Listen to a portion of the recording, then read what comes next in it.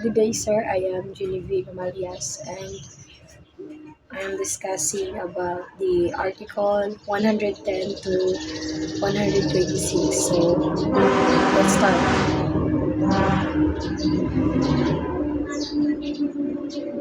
So, in Article 10, criminal procedure primarily addresses the initiation and conduct of criminal prosecution. It is they establish a framework for how offenses are charged, detailing the types of accusatory instrument as indictments and informations. So the article emphasizes that the prosecution must be based on a formal accusation, which serve the information the defendant of the charges against them and to ensure the due process. This section is also a outlines the responsibilities of prosecutors in presenting evidence and upholding legal standards during criminal proceedings. Within the Article 110, various forms of accusatory instrument are defined, including indictments, information, and simplified traffic um, information. So, in civil action, establishing that when a criminal action is initiated or any civil liability arising from the offense is automatically included unless the offended party explicitly waives this right or chooses to file separately. The role of specific and is the offended party seek damages without specifying amounts. Filing fees will be a lien on any judgment awarded. If a civil action is filed before a related criminal case, it must be a criminal proceedings conclude. Um, Furthermore, even if the penal action is extinguishes, the civil action may continue unless a final judgment or in a criminal case determines that no act or omission occurred that could give a rise to a um, civil liability. So in Article 112, conducting a preliminary investigation in the Philippines, which is serve an inquiry to determine whether there is a sufficient evidence to believe that a crime has been committed and that the respondent is probably guilty. So the rule specifies who may conduct this investigation, typically a prosecutor or an investigating officer, and establishes the right of the accused during this phase. So, including the right to be informed of the charges and to present evidence in their defense. So, additionally, it mandates that if a preliminary investigation is required, it must be conducting before any formal charges are filed in a court or ensuring that only cases with adequate evidence advance through the uh, judicial system. So in Rule 113, so arrest. So arrest is the procedures or guidelines governing arrest is in criminal cases. So it specifies that an arrest can be made either with a warrant or without one.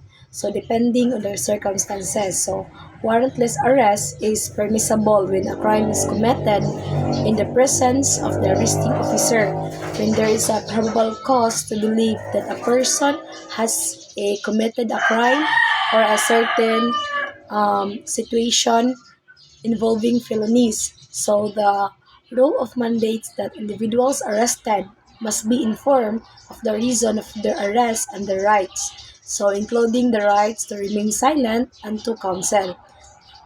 Uh, Furthermore, it emphasized that arrest should be conducted with respect for the individual dignity and prohibits unnecessary forces. So in Article 14, bail, so in criminal procedure provision regarding bail, which is a mechanism that allows a person or accused of a crime to secure the release from detention while awaiting a trial. So the rule of establishes that all persons shall be bailable by sufficient sureties or except for those charged with capital offenses.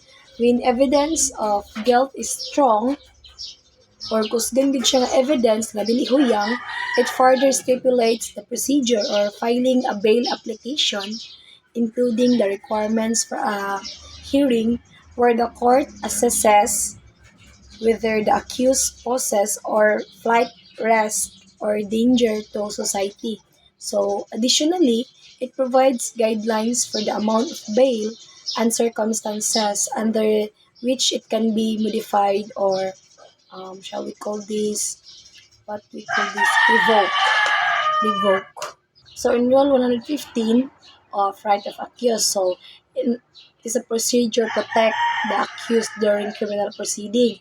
So it is emphasizes that the right of a fair trial, ensuring that the defendant can present their case effectively, including the ability to challenge evidence and to cross-examine witnesses.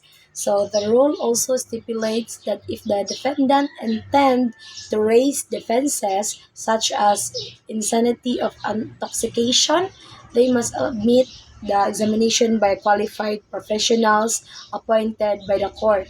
So, furthermore, it is establishes protocols for handling sensitive information and testimonies, particularly the cases involving serious offenses like prostitution, where safety concern may arise. Para to ko idea. So in Rule 116, it is the procedure for arraignment and plea in criminal cases that emphasizing the accused must be provided one copy of the complaint or information which is should be read to them in open court. Um, this process must occur within 30 days of the court acquiring a jurisdiction over the accused. During the arraignment, the accused is asked to enter a plea of guilty or not guilty. If the accused refuses to plead, makes a conditional plea or one pleads guilty while presenting exculpatory evidence or plea or not guilty is automatically entered. Furthermore, so when the consent from both prosecution and offended party, the accused may plead guilty to a lesser included offense at any time before the trial.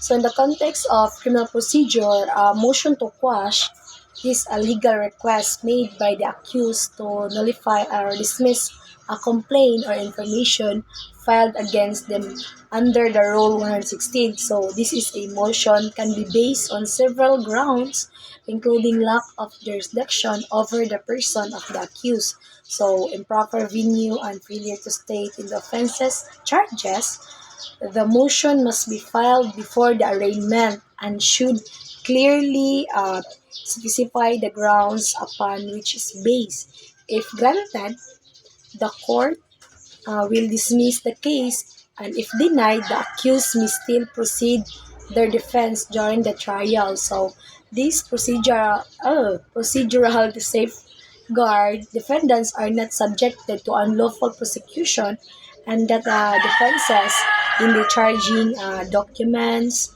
are addressed exactly and promptly. So in Rule 118, the pre-trial. So in criminal cases, emphasizing the importance of ensuring the both parties are adequately prepared for trial. So this rule typically includes provision regarding the filing of motions, discovery of processes, and the scheduling of hearing to address any preliminary matters before the trial begins. So it aims to streamline the trial process by resolving issues such as eventually disputes and procedural questions ahead of time, thereby promoting efficiency and fairness in the judicial system. Rule 118 may stipulate timelines for various pre-trial motion and require parties to disclose their evidence and witnesses, lest to ensure the transparency and preparedness.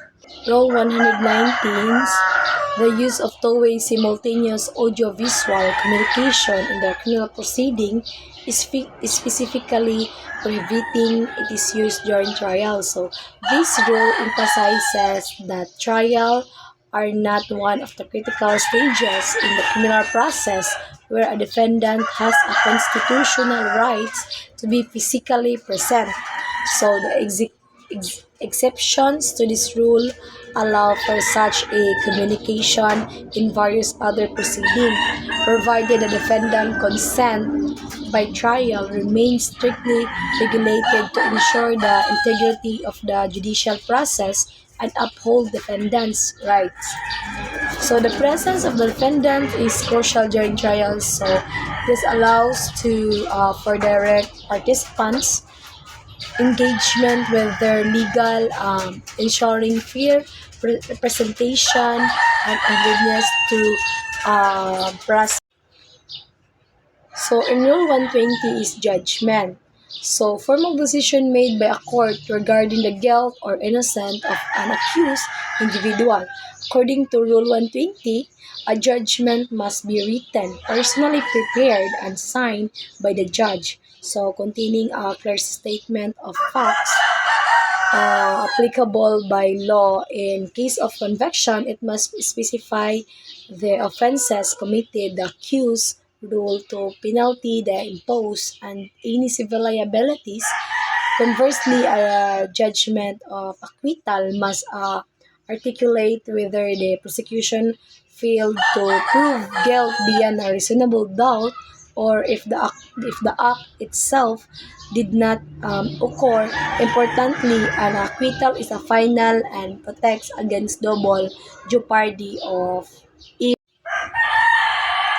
So in 121, about new trial or reconsideration outlines the process and ground under which accused may seek a new trial or reconsideration of judgment before it becomes final.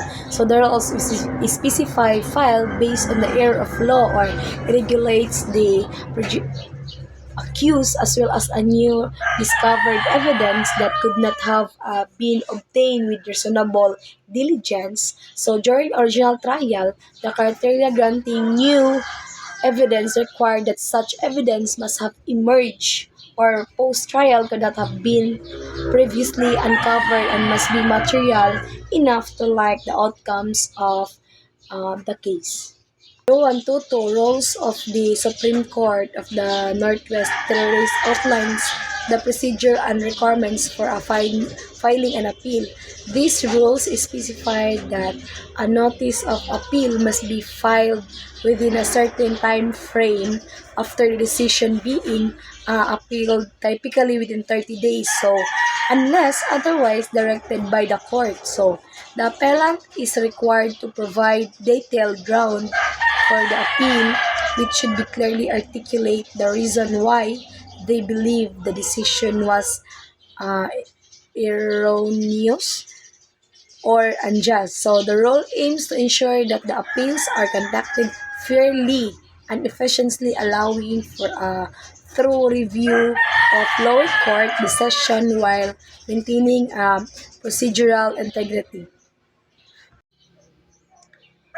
In Rule 123, the procedure to be followed by MTC, or shall we call municipal trial courts, and MTCC, municipal circuit trial courts, and metropolitan trial courts, are essentially aligned with those of regional trial courts, or RTC, ensuring the uniformity across these judicial bodies. So this rule emphasizes that while the general procedural framework consistent and specific, provision may apply exclusively to certain courts or cases governed by the revised rules and summary procedure. So, in outlines of critical aspect, the the initiation of criminal action which interrupts the prescription period for the offenses unless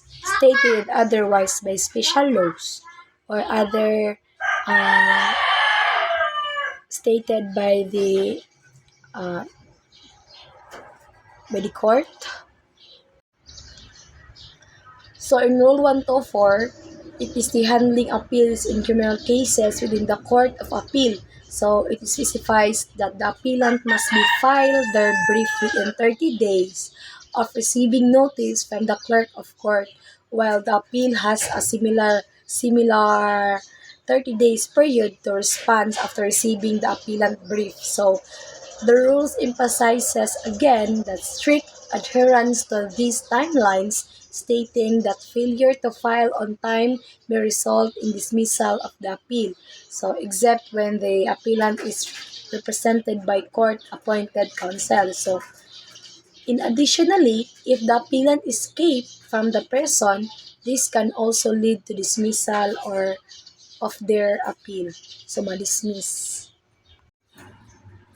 So, in Rule 125, criminal cases in the Supreme Court emphasizing the importance of ensuring justice and the fairness of the legal process. This rule specifies that the Supreme Court has jurisdiction over the appeals from the lower court regarding the criminal cases, allowing for review of decision made by this court. So it is established guidelines for filing petition for review, including the requirements for the content and format such as petitions as well as the timelines for submission. So Rule 125 aims to streamline the appellate process while safeguarding the rights of the defendants and maintaining the judicial what we call this integrity. And the last one is Rule 126. Criminal Procedure Codes governs the conduct of search and seizures. So, emphasizing the prosecution of individual rights against unreasonable searches. If it mandates that searches must be conducted under a valid warrant or issued by a competent authority, which must specify the place to be searched and items to be seized. So, furthermore, Rule 126 ensures that any evidence obtained through unlawful searches and seizures inadmissible in court, thereby enforcing the principle an individual have a right to privacy and protection from arbitrary governmental instructions. So that's all, sir. Thank you and God bless.